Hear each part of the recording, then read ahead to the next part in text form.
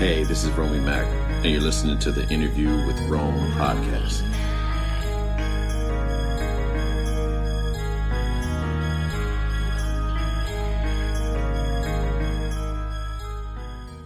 Yeah, what's going on? Welcome to another episode of Interview with Rome. Today's guest wears multiple hats. She's an author, she's a graphic designer, a publisher, a pet lover, and if you follow her on social media, you'll see she loves her selfies too.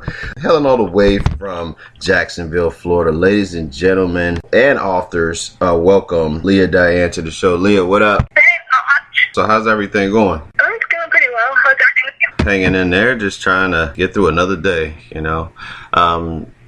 Life throws curveballs at you sometimes, and you just gotta run with it and figure out how to move forward. Who is Leah Diane? Well, that's a loaded question. The best way to sum it up is just your average video game nerd turned author. And where did you grow up? I originally grew up in Pennsylvania, Uniontown to be specific. Okay. How'd you get down to Jacksonville? When I was around, I think, 22, I had met a guy on a video game called Smite, and I decided that with how my life was going, it wouldn't hurt to take a chance and just basically got bus ticket down in Jacksonville, Florida. I've been with him since. Oh, okay. So let everyone know how you heard about this podcast. A friend of mine had suggested to me, right after I did an interview for her podcast, she had told me to come here. I'm blanking on names right now, and it is terrible. Oh, you're talking about Chris Classics. Yeah, it's probably Christine, right? Yeah. Yeah, okay. Chris is awesome. Shout out to Chris. She was one of my first authors. I think she might have been the first author that I interviewed for. No, I take it back. She's the second author I had on the show. But I had a lot of fun doing that interview with Chris. What made you become an author? I was an avid lover of books since I can remember, honestly. When I was about, I think, 8 or 9, I had picked up a book called Hawksong, and it was basically it for me. I decided I want to write books. Got in trouble a lot during middle school because I would always sit there writing books in my free time, but it worked out in the end. Yeah, that story is going to pay off later on for sure. So, as a woman, do you face any issues with inequality compared to men in writing books, like in your experience, or you feel it's the same across the board? When it comes to like the genre for horror, I feel like there could be a little bit of a change. They basically assume that men can only do horror books. It's a little frustrating. But apart from that, everything's usually pretty fair game and everything's equal. So when did you realize that this is what you wanted to do as a writer, cover artist, publisher, all that? Or really just we'll go back, we'll just say being an author. When did you realize that you wanted to be an author? When I was 17, I had finished my first book and I decided I really wanted to get into it. It was back when the indie world was a very tiny thing that nobody really understood. And I just started adding authors left and right, started working on getting a book together, did the whole Amazon thing. I was under a different name back then, but I went out of my way. How did you get into book design? I wasn't able to afford any book covers for my own whenever I first started, so I decided to just take up the mantle, try to make book covers, used photos of my friends who had told me I could, and just got a copy of Photoshop and just started editing. So where did you get the idea for your book? Where did the idea for your book Fang come from? For Fang? Yeah. It is basically the character that's in Book of Curses. It was more or less a prequel story for him. Oh. The idea came around that nobody really understands that character too much. He's very aggressive. Nobody really knows why he is. Yeah. So I decided to write a very short story just summing up why he's like he is. Okay. So the Book of Curses, is that your first book ever written? Yes. Oh, wow. So when did you start that one? All the way back in 2011. Cool. What can you tell us about the Book of Curses? Book of Curses is a young adult book. I'm in the middle of writing a adult version of it.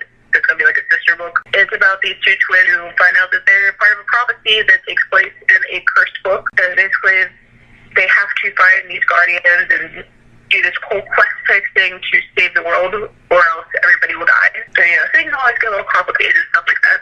What's the process of writing a book?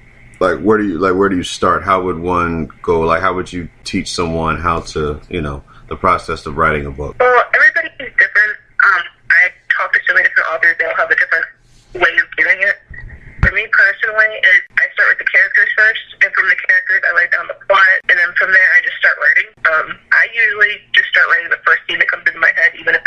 all the way at the end of the book, and then just work my way through it. Sometimes it'll be completely different, though. It's just whatever you have in your mind at that time, get it down either on pen and paper or in a document. All right. So what is your favorite part about writing a book? Building the world. And so what would be the worst part about writing a book then? Deadlines. Above all, just deadlines. So what can you tell us about your up-and-coming book? What is it, Hades? Or how is it? You know, I know you said it was a Greek god. Okay, Hades. So what can you tell? That just so happens to be releasing on my birthday, listeners, just so you know. September 20th, 2019. Now, that deadline's going to be met, right? Yeah, that one is actually completely done already. All right. I'm in the middle of finishing the sequel for that one. Okay, cool. But yeah, what can you tell us about that book? Hades is basically the story of the Greek god Hades, and more or less him telling everybody how the way humans view his story was completely wrong. And then basically in that book, his brother Zeus, probably the most notorious god out of all of them, decides that he wants everybody to do what he wants, including humans, and calls for an all-out war. Due to that, Hades is trying to stop it, and a lot of spoilery things happen that I can't quite talk about, but it's a bit of a wild ride. Right. So I know you mentioned how to write a book. Do you have like a creative process? Like, is there something that you need to do to get in the mindset to write? You know, like some people have to have certain type of music playing, or I don't know, candles lit, or anything. Eat a certain thing, like a formula that you have, like for great writing. I don't have anything in particular. I mean, music does help with certain scenes for me, but usually nothing really. Cool. And what music you commonly play? I listen to a lot of metal, but apart from that, it's just a mix of everything. So what fascinates you about paranormal? Just the aspect of things that are unknown and don't exist. You know, getting to play with things that aren't real, but you can picture them in your head and do whatever you want with them, and just, I don't know, the whole gory aspect of some of them, or the monsters that are actually human that you can't see because you're so afraid. So were you a fan of like the Paranormal Activity series? Did you get ideas from like the movies or shows like that, or is that just something else? Paranormal Activity is my least favorite thing. With me, it's more anime, I guess, kind of inspires me in video games. Yeah. So are you a fan of horror movies at all? Yes, I absolutely love horror movies, which I think that's why I don't like Paranormal Activity. Okay, so what would you say is your top 5 favorite horror movies then? Any of the Nightmare on Elm Street movies. Dead Silence, most definitely. Dead Silence. Dead Silence was like, yeah, Mary Shaw is one creepy ass motherfucker. Yeah, honestly, anything Stephen King. The Underworld franchise is very good. Yeah. I can't think of what I would make good though. So we got. I'm gonna say. The first Nightmare on Elm Street, and then whatever the one where they're like in the hospital, I think is probably like those are probably like the best. So I'll give you, yeah, so that's 1. So we'll say Nightmare on Elm Street 1, Dead Silence is 2. What do you say? Underworld? We'll call Underworld. Yeah. That's 3. So what else we got? I think if I stick with Stephen King, I would definitely go with Pet Cemetery. All right, Pet Cemetery's 4, and you got one more. 5. It's hard because I like so many different horror movies. Probably The Boogeyman. It's a very underrated movie, honestly. What's a normal day like living in Jacksonville? Never knowing what's going to happen weather-wise. Lots of stupid people that you just kind of get to deal with. I don't even know how to sum up Jacksonville, honestly. It's, Yeah, so what would you suggest to a tourist to do for like food or excitement there then? Probably hit up the downtown area. The beaches are always the best place to go in Jacksonville.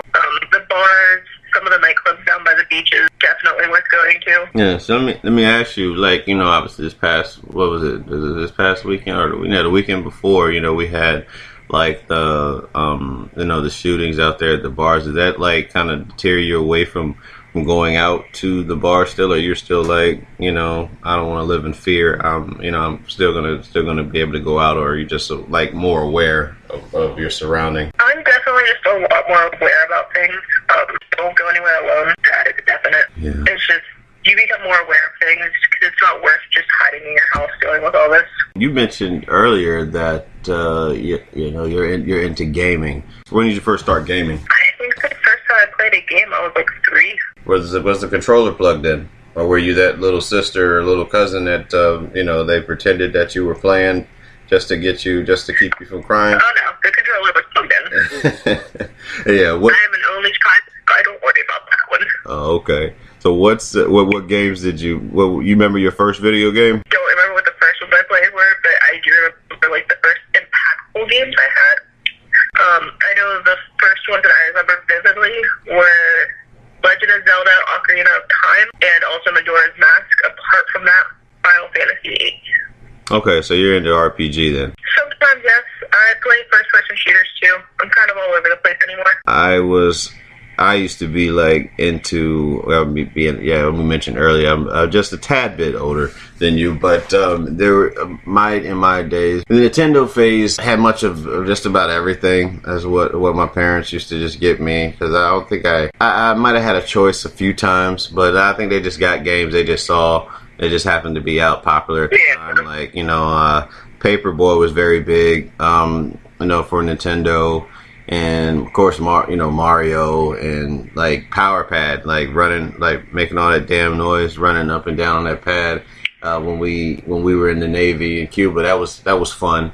But yeah, gaming now is like very simple for me. I like to play hockey. Like, you know, play NHL. I'll play NHL like for hours on end, because it's like I never really understood the game of hockey. So it's like I felt like it was like a challenge, like to learn.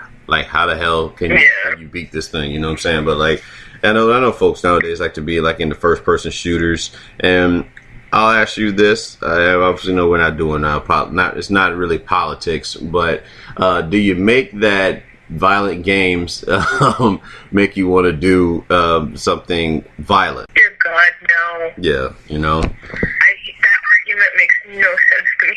Like, did you see that? You saw that Walmart took violent games out of display of their stores after that shooting in El Paso, which makes no fucking sense to me. But and then they left all the guns. Yeah, you leave it. Yeah, the gun. That's because how that works. So what about the movies? Do we take all the movies with violence in them out as well? You would think. Might as well take the movies, the TV shows, which is basically almost everything, including the news. Yeah, I don't know what to make of that. You know, it's like somebody I saw on Twitter said, saying that video games make you violent, like telling a kid that's playing Stardew Valley is going to grow up to be violent while he's just sitting there farming the whole time. I know playing Mario Brothers never made me want to become a plumber. I'm going to tell you that shit right now. You know, but that's just me. Exactly. Yeah, I didn't want to become a really fast hedgehog when I played Sonic. So. Yeah, yeah, for sure. So, where do you see yourself in 5 years? In 5 years, hopefully somebody with a bit more impact behind my name. Mm-hmm. Maybe with at least 20 books out, because I'm trying so hard to get there. Mm-hmm. And hopefully just, you know, doing something that makes me happy and not hate everything about it. Yeah. How long does it take you to? How long does it take your process to like from start to finish on a particular book project? How long does that take you? It varies. I know with Hades, it took me 6 months to finish it. With the sequel, it's only taken me 3 months. And then there was Book of Curses. It took me about a year to do that. I still haven't finished the sequel for that, just because I had so much writer's block with that book. And getting back to gaming, you mentioned that you were going to be working on it. You got called to work on a game, which is crazy awesome. I mean, you go from being like an avid gamer to actually working on a game. I mean, how does that feel? Honestly, it's very exciting, but very scary. It's just the factor of it's not just working on the game. I basically got the chance to, from beginning to end, write the entire script for the game, choose what's going on. So more or less, if the oversight game part, they're a big part of what I made. Yeah. Do you know what are you able to say what console that's going to be on? Is that going to be like a PC, or is this like, you know, one of the major ones like, you know, PlayStation or even arcade, or what's the story with that? Right now, the only thing that we know for sure is we're trying to push for a demo to release on Steam by early 2020. But apart from that, we're still trying to figure out the other parts of it, make sure everything's up and running before we dive into that area. Just one last question for the business related questions, and we'll get into something that's a little bit more like personal and fun with that. So where can fans find you and your works on social media or the internet? Where can you find it? Yeah, where could we find you? Like Instagram, Twitter, Snap? You can find me on Instagram, on Twitter, Facebook. My books are usually on Amazon alone, but sometimes I have them on different retailers. Okay. What's your handle name on there? So on Twitter, it's a very odd name. It's Hale Belisle. It would be spelled HealBealial. And on Instagram, it's just Authors Hale, which Hale at the end of the day is just my name backwards. On Facebook, you can find me under Leah Diane, just 2 H's for Leah. And then on Amazon, you can literally just type in Leah Diane. It'll pull up everything for me. Okay. These personal questions. What is it that you do for fun? Lots and lots of gaming. Like when you say you're an avid gamer, how many hours would you say that you put towards that? Oh God. I know just today I spent about 6 hours on games, so wow. It kind of varies from day to day. You seen those stories? Have you seen those stories? How like I guess a kid, I think it was a teenager, or a young adult. He played Call of Duty for like 24 hours and died or something like that. There's no way that's like, unless he had, like, I'm not trying to be mean, but like, unless he had epilepsy or something like that, or some medical condition, no way that would actually, like, be a thing. I'm not gonna lie, I've done it multiple times. There was a point when I was younger where I did like 3 days straight just gaming. Yeah, I had my cousin Tony did that, like, when he would come to visit. And when I would go home to like Virginia, and you guys are about the same age, he would literally disappear into my brother's room and play Call of Duty online the entire day. That was what he did, and it's one of like, damn, like, I mean, he was good too. He was one of the top players in the world, I want to say. But he loved it though. He damn sure loved it. He stayed in that room. I never really got into first person shooter. Maybe my experience in the military has something to do with that. I never saw blood or anything like that, but they trained us to see that. So it's like, I don't know. Maybe it's a form of PTSD. What have you, but yeah, I and plus my attention span isn't the greatest either. I still have to. With me, the only first-person shooter I can play is Overwatch. I heard about Overwatch. I meant to get it. Overwatch looked dope when it came out. My other cousin, he was real big into that. He has it for like, I think for PS4. Yeah, I think he has that for PS4. I'm on PS4 and on the PC. Yeah, I literally have every system. I think mostly every system. I think I have every system except for like Dreamcast, Sega Saturn, GameCube, and the Switch. But I got pretty much everything else. I mean, like I said, I've been I was a big gamer at one point in my life, and sometimes it just trying to do other things, and being a father too, you don't really have much being a father, working, and also trying to pursue your business with like the podcasting and trying to do other things, that cuts a little short on that. So I mean, I guess it's just priority. I mean, because you have found time to like write books and do video games, so I guess it's just a priority of it. I do the psycho thing of I'll be playing a game with a document open on the other screen, and if I die, I start writing in it, and then I go back to the game. That's pretty cool. Wow. Yeah, that's a serious gamer. You know what? I don't really hear too much about it. Me personally, I don't hear too much about women that are gamers, but it is it's becoming more and more apparent that women do like video games. And I think that's pretty cool. Honestly, everybody in my household, I've been saying it, this one is to say, I have 5 roommates besides me and my boyfriend. Everybody in the house except for one person is a gamer. Okay, so you spoke on boyfriend, so let me ask you, do you believe in having a soulmate? I mean, yeah, it can be anything from soulmate being in the sense of a significant other as to all the way into just a soulmate being your best friend. It just depends. All right. So, what's one thing that you won't live without? Video games. Wow, that's a. I'm not even lying. I tried for a while. It doesn't work. Cool. All right. So, what's the last song you played? The last song? Yeah. Heavy Know by Bring Me the Horizon. And what's the last movie you watched? I just got done watching The Haunting of Sharon Tate just to see how bad it was. Favorite? It was a very questionable movie. I don't even think I've heard of that that movie. How long ago did it come out? It came out about 3 months ago, I think. It got buried because they literally took a living person's death and turned it into a horror movie. Oh, that sounds like The Exorcism of Emily Rose. Yeah, it was just like, so Sharon Tate was the main character, and she has like a psychic thing going on where she keeps seeing how she's gonna die. And it's just the fact that they did that, especially right on her anniversary of her death, is just very cool. Let me ask you, do you believe that you can speak things into existence? Oh, I mean, sometimes, mainly when it happens. I think you do. Say something, it just happens. Yeah, I think you reap what you sow. Yeah. You know, Jim Carrey has an awesome testimony about his life.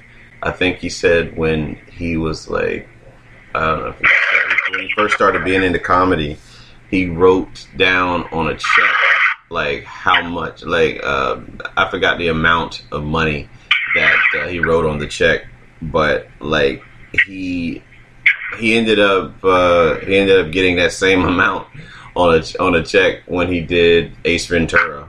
So it was like, you know, like he worked, you know, he put things. I mean, obviously he put in the work to it, but he kind of wrote it down on the check that this is the type of money I want to spend, you know, to have someday. So that became what he got from, you know, from Ace Ventura. So I do believe that you speak things into existence, and God and the universe, depending on whichever one you believe in, will you know, we'll see that through, and just by having faith. And yeah, that's, you know, that's just something for folks that are listening to think about. Do you see yourself having kids someday? I hope so. I want at least 2. Cool. Does it matter boy or girl, or you just take whatever comes your way? I'll take whatever comes, but like 1 boy, 1 girl would be the dream. Yeah. All right. 2 gamers. Yes. All right. So what's their favorite type of cuisine? Chinese. Yeah. You got a favorite dish? General Tso's. That's not that. That's honey chicken. We very well might be related. That is by far my go-to when it comes to the Chinese food. I'll tell you a funny story about that. My my dad, whenever he hears this, he'll probably laugh at it too. But he used to pronounce it wrong all the time. We'll go to the Chinese restaurant. He'd be like, "Yeah, I got that General Tso," like that. I used to say that from time, like, because he said it, you know, and I realized, like, it's not how that is. I don't think this is the way it's supposed to be said. But no, but I love that shit though. Like, yeah, General Tso's chicken is awesome. That and oh my god, cream cheese wontons. I'm not big. You know what? I'm not really a big fan of cream cheese. But I've had those crab. What is it? Crab rag, whatever things or whatever. What are they called? They're crab. Is it crab wonton? It might be crab wonton or crab ragu or something. I think it's crab. Yeah, it's crab wontons. Something with crab meat and cream cheese in it, and that's an acquired taste. One of my best friends from work, she gets that all the time whenever we go to. I like to order Chinese at work. So, what's 3 of your favorite apps on your phone and why? Instagram. I am very much so addicted to scrolling through people's pictures. There's just usually something very interesting to see when people are posting and things like that. Okay. It feels like one to do. Facebook, which obviously I work on there, so it's always just constant checking. Apart from that, toss up between Pokemon Go and Twitter. I evenly get on both of them. If you could travel anywhere in the world, where would it be? Japan, most definitely. Yeah, what's the standout thing for you in Japan? I am very much so into like Square Enix's video games, which they are based out there. There's also the whole culture of the Japanese, very beautiful. Their cities are just visually stunning too. And then I've also got that aspect of I really like anime, so I would love to see this out there. So what's the hardest thing you've had to face in your life thus far? The hardest thing so far, there's been a lot involving this. I think the hardest part was right before I moved here, I was homeless and dealing with finally getting away from my mother who sucks to say is a very abusive human being. But like verbally or? Verbally, sometimes physically, but it was mainly verbal. Oh, okay.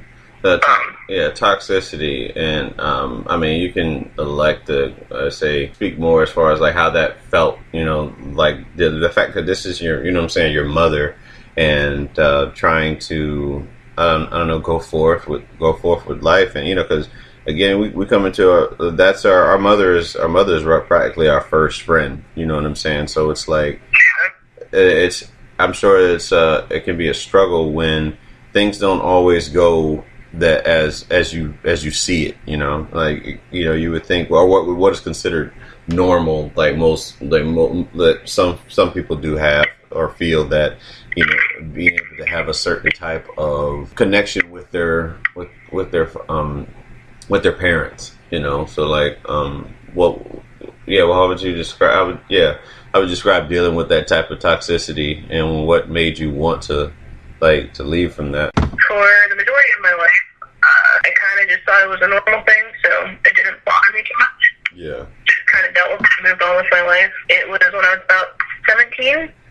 She had pulled me out of school when I was 13. Never put me back in, so I was basically home 24/7. When I was about 17, though, it dawned on me that all these other kids my age had jobs or were getting ready to move out, go to college. I didn't even know what my social security number was. I didn't even know what it was in general, like what it was used for. But then there was just all this stuff was clicking in my head that I didn't know what any of it meant. After talking to a couple of my friends long enough, I realized that this wasn't okay. She was teaching me that it was okay to lie, to steal, to treat people poorly. It was a very hard thing to deal with, even harder finally deciding to leave. And then she's basically cut me out of her life, so that is what it is. And that's hard. And what's important is that you have a support system. I imagine, you know, all your roommates, so you can, again, I mean, you still want to have that close relationship. Selfishly, we all do with our parents, but it's just unfortunate how, you know, life, again, those curveballs that I talked about in the, you know, the beginning of the interview, like that it's unfortunate how that happens sometimes. And who knows? You know? I mean, let's just say if she wanted to get back into your life, would you be as so quick to like forgive, or would it take some time? No, honestly, even with time, I still wouldn't be able to, just because not only did she mess up my life, when I first started becoming an author, she decided to take me under her wing and open a publishing company. She had brought in a ton of different authors. At the end of the day, she stole thousands from all of us. Oh, wow. I never stole any of my royalties for any of my books. She never took down certain books for people. If they just started asking for money, she would cut them out. There's so much bad that came from her, and then it stuck to me, because people assumed, oh, you're her daughter, so you're going to be just like her. I got you. As much as I want to forgive her, just because it's my mom, I can't. I understand that. Well, you know, moving to something more light of that, how many cats and dogs do you have? I mean, based off of your Instagram, I know, I see you love to post like pictures of them. So, how many cats and dogs do you guys have? Me personally, I have one dog and two cats. Okay. I have Edie, which is my dog. Adonis and Erebus are my cats. My roommate has a dog named Scully. They are all a handful. It's great. It's great to have pets. I don't have one yet. Maybe I don't, even at 33 years old, feel I'm not responsible enough to handle a pet. But it's something that's on a to-do list. That's going to be getting out of the comfort zone and actually taking on something, like taking on that responsibility. But before we close out, I don't know if we might have mentioned this, but like, what would you say is like up until this point, your top 3 favorite video games? Kingdom Hearts is my number one. I don't care what anybody says. After that would be Final Fantasy VIII, and then probably Smite. No Madden, no 2K, none of the mate. I'm not into sport games really. Yeah. I will watch my boyfriend play 2K all day. It's entertaining to me, but I can't play it. I tried, and it's just too boring for me. Does he throw the controller like me? Sometimes. Yeah. My ex, one of my exes, she would record me playing hockey, and like when shit wouldn't go my way, just the frustration I would have. So I mean, it was that was funny. And Like, he has an interesting type of frustration. He plays between his PlayStation, Xbox, and computer, and the PlayStation gets the most abuse. Depending on what game it is, usually Smite and Watch set him off the most. yeah. If he gets too mad, he will get on mic and start arguing with the people he's playing with, or occasionally his controller will get tossed across the room. Well, Leah, we pretty much got to the end of the interview, and now, of course, this part is called the takeover, where you have 3 questions where you can ask me just anything that comes to mind, and I have to answer with the most honest. Well, first of all, I have to ask, what made you get into doing this whole kind of thing? Well, I wanted to have a voice. That's probably the most asked question that I get doing, when I do the takeover. But I wanted to have a voice. I had always been told, like, we would always have great conversations at work, and the girls that I work with, Jay and Teresa, to be exact, shout out to my sisters. They would always say, you know what, you should do a podcast. And I was like, I mean, I don't know how to do a fucking podcast. I don't know how. I wouldn't know the first thing to do a podcast, but it's just a matter of putting your toe in the water, and then everything else takes care of itself. You'll figure it out through trial and error. And that's pretty much what happened. But I wanted to make a platform for like folks like yourselves to get their businesses out there, and also a place where I can learn from different folks. Like, again, what you taught me about video, like having music on video games, which I definitely want to get with you on about that. That's something I'm very serious about. One, I was very serious about video games at one point in my life, and I'm definitely serious about like producing music. And so so having a platform that folks can come on there, talk about their business, and share, they can share that with their friends, to share it with their social media. And then it only attracts more people to come and give more pointers to people like that, myself. That, let's say somebody that's listening to this interview right now, they wanted to learn how to write a book. They can literally just listen to what you said, and they can be inspired by that, motivated, and then one day they'll say, I started writing a book after I heard Leah Diane on, the Interview with Rome podcast. So that's really what I want from this. That's the ultimate reward, is that it's the gift that keeps on giving. That's really what this is about for me. So yeah, that's the best way to answer. That's probably the best way to answer your question. It's a good way to answer, though. Yeah. Also, have you, no names, of course, but have you ever had somebody come on that you weren't very fond of interviewing them? Like, it just kind of went bad? Oh, have somebody that came on the interview and it was just like dull as shit or something like that? Yeah. Yeah, but you know what? That's the challenge. Because it is, I have had that. It started off like kind of slow, and then like towards the end, you ask enough questions that it brings their personality out, and when they feel comfortable, because a lot of people aren't very comfortable being on radio or talking, you know what I mean? So, and you have to understand that everybody doesn't have that same skill, like what I would say, like for me, I do, in the sense of being able to talk on radio, and the level of comfort that comes along with it. But yeah, I've had that, and I've been able to bring them out, and I pride myself on that ability to do that, because it is. I feel like it is my duty as the host to be able to do that. And I mean, there's times I've had folks on my actual show that I did that were very dry, very cut and dry, and it didn't work, and I didn't know how to deal with it at first.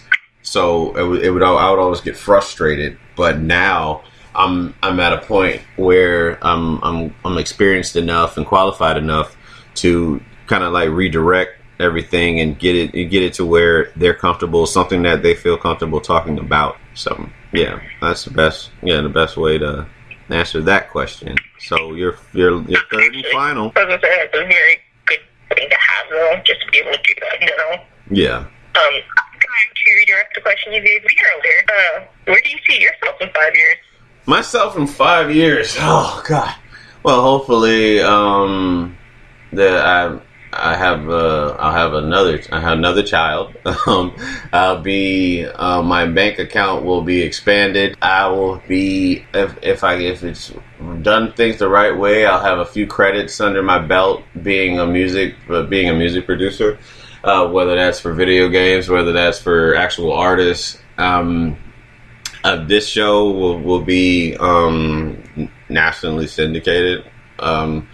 Hopefully, if it's not under this name, it'll be under something else. But it'll be roughly I want to be roughly a household name where folks feel like they can come and just talk about their businesses and really just still working down that path of success. Because ideally, I see myself, I model my career after the likes of like a Steve Harvey, in the sense of having like a radio show, having a talk show, and yeah, that's really what I want to do. Be like a motivational speaker, and just offer as much experience and from my fuck ups as possible is really what I'd like to do. With that's where I see myself in 5 years. So hopefully, folks can learn from the mistakes that I've made and go forth and try to avoid that blocking the road along their way, for like yourself, what I'm saying, you're 20, you say you're 25 years old. Like, again, if I knew what I knew now at 25, who knows where I would be doing this, so like I could have been producer again, I could have been writing. I got so much imagination. Like, I've been talking with Chris about she's going to help me get started writing my first book and stuff like that. I kind of asked her process, and I asked you your process as far as like writing a book. And I think that's something that'll work. My cousin, Shiloh Miles, she's an author, great author. Her book Broken Promises, you can find that on like Amazon. Yeah, she's dope, super dope. And just trying to throw my hat in the ring and seeing like if it works. If it doesn't work, then great. But I definitely have like the imagination that can go along with what it takes to write a book. So yeah, that's where I see myself in 5 years. Hey, if you put your mind to it, you can definitely do it. For sure, Well, the book, it can definitely help you put the cover if you need one. Oh, for sure. You let me know how many millions it's gonna cost so I can start saving. And then, we'll go from, roughly go from there. But no, Leah, I had a great time interviewing you and learning about women in gaming, for one, and also how to, like your process of, how to write a book. The things you do around Jacksonville, and it's not going to keep you from going to the clubs with this, with the shootings and all that stuff, which is really good. And just that story about you and your mother is very compelling. I'm sure that a lot of folks will be able to take from that, that's going through roughly probably the same thing. As you never know who you're inspiring just by telling your story. So I want to thank you. I really want to thank you for that part, because I know that you didn't have to share that with us, something so personal. So I really want to thank you for that. And I think that's really all we got. Of course, guys listening, you can follow me on Instagram, the official Romey-Mak page, and also 2 Cents the podcast is the handles for that. And what I forget what the hell my Twitter is, but that shows how much I'm on that shit. But yeah, there's a Twitter. You can look at them you can find all the handles at the bottom of this video when it's posted to YouTube, Spreaker, and Anchor. But you got anything else that you want to say to the to your fans before we close out? Anything you want to pass on to them about upcoming projects or what have you? Project 1, Hades will be out on September 20th, but Street to Hell, which is Good People, will be out November 18th. Apart from that, just on the topic of like the story shared by my mother, there's one thing I will always say is don't be afraid to speak out about something like that. It's not okay to be trapped in a situation like that, and you have the ability to get out. No matter how scary it is, you can do it. Sweet. Well, we appreciate that. Well, from Romey-Mak and Leah Diane, this is the Interview with Rome podcast, and we're out. Peace.